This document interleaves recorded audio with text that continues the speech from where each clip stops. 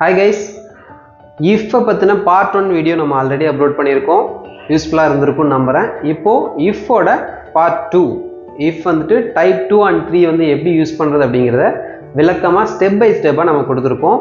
எங்கேயும் ஸ்கிப் பண்ணாமல் ஒரு பேப்பர் அண்ட் பென் வச்சுட்டு அது கூடயே ஒர்க் அவுட் பண்ணி கற்றுக்கிட்டிங்கன்னா ரொம்ப சூப்பராக இப்போ பற்றின கம்ப்ளீட் டீட்டெயில்ஸ் நம்ம வந்துட்டு இதில் கற்றுக்க முடியும். We are going to discuss type 2 and type 3. So type 2 is usually we use to talk about hypothetical situations in the present or future. அதாவது கற்பனையான நடக்கிறதுக்கு சாத்தியக்கூறு இல்லாத ஒரு கற்பனையான விஷயங்களை வந்துட்டு நம்ம பேசுகிறதுக்காக இந்த டைப் 2 வந்துட்டு யூஸ் பண்ணுறோம். இதுலேயுமே வந்துட்டு நம்ம என்ன பண்ண போகிறோன்னா இஃப் கிளாஸ், அதை தொடர்ந்து மெயின் கிளாஸ். நம்ம டைப் 1 வீடியோவில் பார்த்தோம் இல்லையா, பார்ட் 1 வீடியோவில் டைப் 1 எக்ஸ்பிளைன் பண்ணியிருக்கோம். அதே மாதிரி தான் இதுலேயும் வந்துட்டு இஃப் கிளாஸ் ஃபஸ்ட்டு நம்ம சொல்லிடுவோம். அதாவது கண்டிஷன் எது நடந்தா அப்படின்றத வந்துட்டு அந்த கண்டிஷனை முதல்ல சொல்லிடுவோம் இஃப் கிளாஸ் கூட, and then main clause. Look at the example. If I were you I would appreciate them. Okay, if I were you I would appreciate them. இதில் என்னென்னா, நான் நீயா இருந்தா அவங்கள பாராட்டுவேன் அப்படின்னு அர்த்தம். அதாவது நான் வந்துட்டு நீயா இருந்தா அப்படின்றது வந்துட்டு ஒரு நடக்கிறதுக்கு சாத்தியமில்லாத ஒரு கற்பனையான விஷயம் இல்லையா. ஸோ அந்த மாதிரி விஷயங்களை நம்ம பேசுகிறதுக்கு கண்டிப்பாக இந்த டைப் 2 வந்து நம்ம தெரிஞ்சுக்கணும். அதுக்கப்புறம் ஐ வுட் அப்ரிஷியேட் யூ, என்ன பண்ணியிருப்பேன் அப்படிங்கிறத வந்துட்டு நம்ம சொல்கிறோம். So if I were you I would appreciate them. நான் நீயா இருந்தேன்னா அவங்கள அப்ரிஷியேட் பண்ணுவேன் அப்படின்னு சொல்லிட்டு ஒரு விஷயம் ரொம்ப நல்லா டைப் 2 பொறுத்த வரைக்கும் ரொம்ப நல்ல ஒரு விஷயம் நம்ம மைண்டில் வச்சுக்கணும். என்னென்னா, பார்க்குறதுக்கு இது பாஸ்ட் டென்ஸ் மாதிரியே இருக்கும். பாஸ்ட் டென்ஸ்க்கான விஷயம் எல்லாம் பயன்படுத்தியிருப்போம். இஃப் ஐ வேர் யூ இந்த மாதிரி விஷயங்கள்லாம் பாஸ்ட் டென்ஸில் நம்ம அதிகம் பயன்படுத்துவோம். பார்க்குறதுக்கு பாஸ்ட் டென்ஸ் ஸ்ட்ரக்சர்ஸ் இருந்தாலுமே இது ப்ரெசன்ட் ஆர் ஃப்யூச்சருக்கு நம்ம பயன்படுத்தக்கூடியதுங்க மைண்டில் தெளிவாக நம்ம வச்சுக்கணும். அப்போ தான் டைப் 2 வந்துட்டு நம்ம யூஸ் பண்ண முடியும். Look at the next example. If I had more money I would travel the world. என்கிட்ட நிறைய பணம் இருந்தால் நான் வந்துட்டு உலகத்தை சுற்றுவேன். Look at the next example. If he had time he would join us for dinner. அவனுக்கு டைம் இருந்தால் அவன் வந்துட்டு டின்னருக்கு நம்ம கூட வருவான். இந்த இடத்துல என்ன சொல்ல வரோன்னா, அவனுக்கு டைம் இல்லை, அதை தான் நம்ம இங்கே மென்ஷன் பண்ணுறோம். அது நடக்காது அப்படின்ற ஒரு விஷயத்தை தான் நம்ம இங்கே சொல்ல வரோம் டைப் 2 யூஸ் பண்ணிவிட்டு. நம்ம ஜென்ரலாக சொல்லுவோம், யாராவது நம்மளை கூப்பிட்டாங்கன்னு வச்சுக்கோங்க, ஏதோ சம்திங் ஃபங்க்ஷன் ஆர் டூர் ஏதோ ஒன்று கூப்பிட்றாங்கன்னு வச்சுக்கோங்க, எனக்கு டைம் இருந்தால் வருவேன் அப்படின்னு நம்ம சொல்லுவோம். நம்ம சுச்சுவேஷனை எக்ஸ்பிளைன் பண்ணுவோம். நான் டைம் இருந்தால் வருவேன். ஆக்சுவலி அதுக்கு என்ன மீனிங்னா, டைம் இல்லை, டைம் இருந்தால் நான் வருவேன். Suppose someone is asking money with you, அப்போ எப்படி சொல்லுவோம், நான் பணம் இருந்தால் கொடுப்பேன்ல. ஸோ அந்த சுச்சுவேஷனில் பயன்படுத்துறது தான் இஃப். பணம் இருந்தால் கொடுப்பேன் அப்படின்னா என்ன மீனிங்னா, பணம் இல்லை அதனால் கொடுக்க முடியல அப்படின்னு அர்த்தம். ஸோ அந்த சுச்சுவேஷனில் நம்ம என்ன யூஸ் பண்ணணும், டைப் 2 யூஸ் பண்ணணும். அந்த மீனிங்கில் தான் இங்கே வந்திருக்கு. If he had time he would join us for dinner. அவனுக்கு டைமும் இல்லை, அவன் ஜாயின் பண்ண போகிறதும் இல்லை அப்படிங்கிறத இந்த டைப் 2 நம்ம தெளிவாக சொல்ல முடியும். Look at the next example. If you spoke English fluently you could get a better job. நீங்கள் இங்கிலீஷ் நல்லா பேசுனீங்கன்னா நல்ல ஜாப் உங்களால் பெற முடியும் அப்படின்னு சொல்லிட்டு நம்ம இந்த சென்டென்ஸில் சொல்லியிருக்கோம். இதில் என்ன மீனிங், உங்களால் இங்கிலீஷ் பேச முடியல அதனால் நல்ல ஜாபுக்கு போக முடியல அப்படிங்கிறத ஒரு அந்த மீனிங்கில் தான் நம்ம இந்த சென்டென்ஸ் வந்து எடுத்துக்க முடியும். ஸோ இந்த சென்டென்ஸ் பார்க்கும்பொழுது ஒரு விஷயம் நான் ஷேர் பண்ண விரும்புகிறேன்.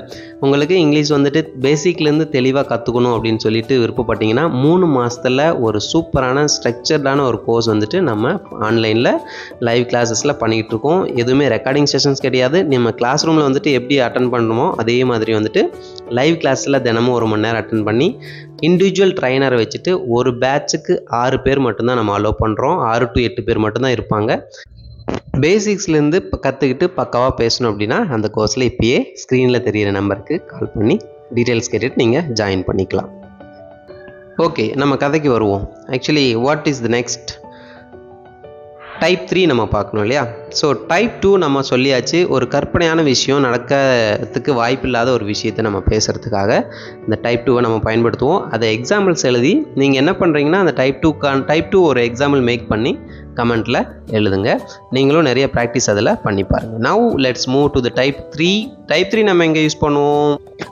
Type 3 is used to talk about hypothetical situations in the past that did not happen. Okay, இங்கேயும் வந்துட்டு நடக்கிறதுக்கு சாத்தியக்கூறு இல்லாத, அதாவது பாஸ்டில் வந்து நடக்காத விஷயங்கள் நம்ம வந்துட்டு இங்கே பேச போகிறோம். அது எப்படின்னு பார்க்கலாம். In type 3 also we have two parts. First part is if clause. There we describes as condition that was not fulfilled in the past. And the second part is that main class. Already namak theriyum illaya, we call it main class. Usually we place the result, okay, to describe the hypothetical result in that second part. So இதுதான் structure. And இன்னும் தெளிவாக இது நமக்கு ஓரளவுக்கு உங்களுக்கு புரிஞ்சிருக்கும். அந்த எக்ஸாம்பிள்ஸை பார்த்துக்கிட்டிங்கன்னா இன்னும் வந்துட்டு தெளிவாக புரிஞ்சிடும். So look at the example. If I had studied harder I would have pass the exam. நான் வந்துட்டு நல்லா படிச்சிருந்தேன்னா எக்ஸாமு நல்லா பண்ணியிருப்பேன், பாஸ் பண்ணியிருப்பேன். ஸோ படிச்சிருந்தேன்னா அப்படின்னு சொல்லி நம்ம சொல்கிறது. பாஸ்டில் இந்த விஷயம் நடக்கலை, படிக்கலை, எக்ஸாம் பாஸ் பண்ணலை. அப்போது அந்த டைமில், ரிசல்ட் வந்த டைமில் நம்ம சொல்கிறது உண்டு, நான் படிச்சிருந்தேன்னா பாஸ் பண்ணியிருந்திருப்பேன், இன்டர்வியூக்கு ப்ரிப்பேர் பண்ணியிருந்தேன்னா கிளியர் பண்ணியிருந்திருப்பேன். ஸோ இந்த மாதிரி விஷயங்கள் நம்ம சொல்லணும்னா கண்டிப்பாக இந்த டைப் 3 தெரியாமல் நம்மளால் பேசவே முடியாது. இதுதான் அதனோட ஸ்ட்ரக்சர். ஆக்சுவலி இங்கே ஸ்ட்ரக்சரை பாருங்கள். If I had studied harder அப்படின்னு இருக்குது. இது எங்கேருந்து எடுத்திருக்கோன்னா பாஸ்ட் பர்ஃபெக்ட்னு ஒரு டென்ஸ், அது நமக்கு தெரிஞ்சால் அதுலேருந்து எடுக்கலாம். அதாவது சப்ஜெக்ட் போட்டு ஹேட் போட்டு V3 யூஸ் பண்ணுவோம். ஸோ அந்த டைப்பில் இருந்துட்டு நம்ம இதை எடுத்துருக்கோம். ஸ்டடிடுங்கிறது V1 V2 V3 இருக்கு இல்லையா, அதில் V3 நம்ம வந்துட்டு எடுத்துருக்கோம். தட் இஸ் பாஸ்ட் பார்ட்டிசிபிள்னு சொல்லுவோம். So if I had studied harder I would have pass the exam, right? And moving to the next example. If we had left earlier we wouldn't have missed the bus. நம்ம நேரமாக கிளம்பியிருந்தோன்னா பஸ்ஸை miss பண்ணியிருக்க மாட்டோம். நெகட்டிவில் சொல்கிறோம். Negative sentence நான் இங்கே பயன்படுத்தியிருக்கேன். நம்ம பஸ்ஸை மிஸ் பண்ணியிருக்க மாட்டோம் அப்படின்னு சொல்லி சொல்கிறோம். ஸோ ஆக்சுவலி நேரமாக கிளம்பலை, அதனால் பஸ் போயிடுச்சு. அந்த சுச்சுவேஷனில் கொஞ்சம் நேரமாக வந்திருந்தீங்கன்னா பஸ் விட்டுருக்க மாட்டோம் சொல்லுவோம் இல்லையா, அதுதான் இந்த sentence. If we had left earlier we wouldn't have miss the bus. And moving to the next example, if she had arrived on time she would have caught the train. அதாவது on டைமுக்கு அவங்க வந்திருந்தாங்க. On டைம்னா என்ன சொல்லுவோம்னா சரியான நேரத்துக்கு வந்துடுறது ஆன் டைம்னு சொல்லுவோம். ஓகே, ஸோ சரியான நேரத்துக்கு அவங்க வந்திருந்தா ட்ரெயினை வந்து பிடிச்சிருந்துருப்பாங்க. அவங்க வரல, ட்ரெயினையும் பிடிக்கல அப்படிங்கிறது தான் இந்த சென்டென்ஸோட meaning. If she had arrived on time she would have caught the train. So now task time for you.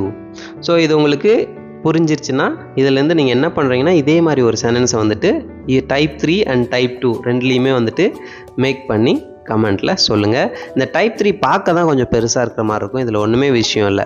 Okay, ரொம்ப ஈஸியான ஒரு விஷயம். அது திரும்ப அதை நீங்கள் அதை பார்த்துட்டு ப்ராக்டிஸ் பண்ணிங்கன்னா கண்டிப்பாக உங்களால் பண்ண முடியும். ரொம்ப ஒரு ஈஸியான ஒரு விஷயந்தான் இது. இந்த டைப் 1, டைப் 2, டைப் 3 இதை வந்துட்டு ரெகுலராக நீங்கள் ப்ராக்டிஸ் பண்ணிட்டீங்கன்னா இது நமக்கு இங்கிலீஷில் ரொம்ப தேவைப்படக்கூடிய ஒரு விஷயம். ஸோ கமெண்ட்டில் டைப் 2, டைப் 3 இதில் ரெண்டுலேயுமே ஒவ்வொரு எக்ஸாம்பிள் மேக் பண்ணி அனுப்புங்க. சரியாக எழுதுறீங்களான்னு பார்க்கலாம். Happy learning.